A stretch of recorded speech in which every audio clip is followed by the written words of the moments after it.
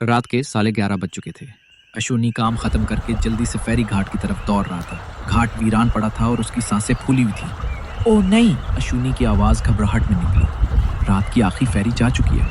अब मैं घर कैसे पहुंचूं? वो घबरा कर चारों तरफ देखने लगा। सर्द हवा के झोंके उसके जिस्म से टकरा रहे थे। कहीं कोई छोटी कश्ती भी नजर नहीं आ रही थी। वो सोचने लगा, क्या पूरी रात मुझे यहीं गुजारनी पड़ेगी?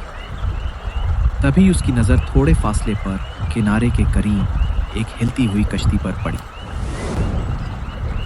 पुरस्रार कश्ती और मिलाह की आवाज। कश्ती पर एक काली छतरी नस्ब थी और वो धीरे धीरे पानी में झूल रही थी। अश्विनी के दिल में एक अनजानी सी खुशी भर गई। ओ मिलाह भाई, सुन रहे हो? मेरी मदद करो, मैं मुश्किल में हूं। लेकिन कोई जवाब ना आया। अश्विनी ने मजीद करीब जाकर पुकारा, भाई मुझे उस पार जाना है। आज की आखिरी फेरी निकल गई है, क्या मुझे उस पार ले चलोगे? चंद लम्हे मुकम्मल खामोशी रही। फिर अचानक काली छतरी के साए से एक भारी भारी सी आवाज उभरी। आ जा, आहिस्ता के कश्ती पर बैठ जा। अश्विनी चूक गया, लेकिन दिल को समझाकर आहिस्ता आहिस्ता कश्ती की तरफ बढ़ा। दरख्तों की परछाइयां हर तरफ फैल रही थी। कश्ती कूल कूल की आवाजों के साथ आगे बढ़ रही थी। कुछ ही देर में अश्विनी कश्ती हिली। अश्विनी घबराकर उठ बैठा। जब उसने छतरी के नीचे देखा, वहां कोई नहीं था। ये क्या? उसने बड़बड़ाते हुए खुद से कहा, थोड़ी देर पहले तो वहां लोग बैठे थे। तभी उसकी नजरें कश्ती के किनारे पर पड़ी। की परछाइयां कश्ती पर चढ़ते ही किसी ने हाथ आगे बढ़ाकर अश्विनी को सहारा दिया। वो कश्ती पर बैठ गया और थका हुआ सा एक गहरी सांस। अल्लाह का शुक्र है कि ये कश्ती मिल गई, वरना पूरी रात घाट पर गुजरती। आपका शुक्रिया मिला भाई। लेकिन जैसे ही उसने नजरें उठाई, वो चूक गया।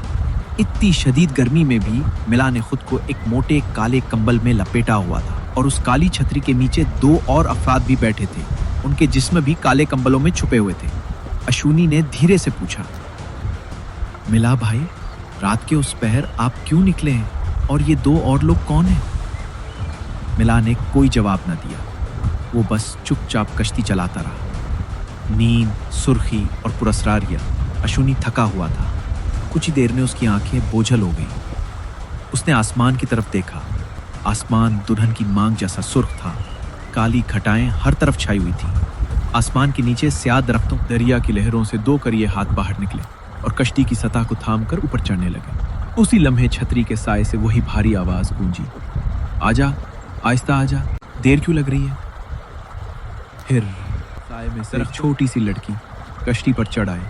उसके बाल दो तरफ से बंधे हुए थे, लिबास सियाह और आंखों में वहशत। लेकिन सबसे हैरत अंगेज बात यह थी कि वो दरिया से निकली थी, मगर उसके जिस्म पर पानी की एक भी बूंद न थी। लड़की की भूख और अश्विनी की चीख, बाबा आपको मालूम है, मुझे बहुत भूख लगी है। लड़की ने नाराजी से कहा। मल्ला ने कहा, मत गुस्सा कर बेटी, आज तेरे लिए एक जवान लड़का लाया हूं, जितना खाना है खा ले।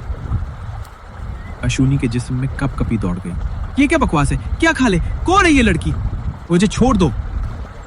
अश्विनी ने जोर से चलाया, लेकिन उससे पहले कि वो भाग पाता, लड़की ने अपने तेज नाखून उसके जिस्म में गाड़ दिए। छोड़ दो मुझे। मल्ला हंसता रहा। लड़की अश्विनी के जिस्म पर झपटती रही। उसके नाजुक से हाथ खून से रंग गए। अश्विनी की माँ और दुआ दूसरी तरफ। अश्विनी की माँ घर में बैठी परेशान थी। बहू, अभी तक अश्विनी वापस नहीं आया? नहीं अम्मा, अभी तक नहीं। या अल्लाह, मेरे बेटे की हिफाजत फरमाना। चक्कर, तूफान और बचाव था। लड़की अश्विनी पर झपट रही थी। फिर अचानक दरिया के जुनूब से जोरदार आवाज के साथ एक चक्करदार तूफान आया। कश्ती डोलने लगी। छतरी पर लटकी लाल लालटेन गिरकर बुझ गई। अंधेरे में वो लड़की हर्रा कर बोली, बाबा, इतनी आंधी में मैं कैसे खाऊंगी उसे? मुझे भूख लगी है। लेकिन अचानक तूफान की शिद्दत ने कश्ती को उलट दिया। नई सुबह सूरज निकल रहा था। अश्विनी कीचड़ और रेत में लथपथ बेहोश पड़ा था। जब उसे होश आया तो मकामी लोग उसे चाय की दुकान पर, एक बुजुर्ग ने उसे गर्म दूध पिलाया। क्या हुआ तुम्हारे साथ? लुटेरों ने हमला किया? अश्विनी ने थरथराती आवाज में कहा। नहीं, वो एक छोटी बच्ची थी, लेकिन वो बच्ची नहीं थी, वो एक खूंखार पेशाश थी। वहां बैठे एक और शख्स ने चूक कर अशूनी की बात सुनी और कहा, भाई तुम अकेले नहीं हो, 1 साल पहले मेरा भाई भी उस पेशाश का शिकार हुआ था। फिर उस शख्स ने तफसील से सारा वाकया सुनाया और आखिर में कहा, खौफनाक हकीकत। 200 साल पहले एक गरीब मलाह ने गंगा देवी से बेटी की दुआ की थी। जवाब में एक रात उसे फेरी घाट पर एक बच्ची मिली। मलाह ने उसे बेटी समझकर पालना शुरू किया, मगर वो बच्ची आम इंसान ना थी, उसमें राहों की छाया बसी हुई थी। उसकी भूख हद से ज्यादा थी। एक दिन उसने अपनी माँ को भी खा लिया। फिर मलाह ने गुस्से में उसे मार डाला और उसकी लाश दरिया में बहा दी और खुद भी जान दे दी। तब से वो मुर्दा मलाह रात को कश्ती लेकर दरिया में फिरता है, अपनी बेटी की भूख मिटाने के लिए नए शिकार लाता है। इख्तितामिया। अशूनी ने कांपते हुए अल्लाह का शुक्र अदा किया, या अल्लाह तूने बचा लिया, वरना मेरी जिंदगी तो खत्म ही हो चुकी थी। उस दिन के बाद अशूनी ने कभी रात को कश्ती में सफर ना किया। कहते हैं आज भी जब मातला दरिया में अंधेरी रात और तूफान हो तो कहीं ना कहीं एक छोटी कश्ती चलती है जिसमें एक बूढ़ा मलाह और एक खूनखार बच्ची छुपे होते हैं और तलाश होती है एक नई खुराक की।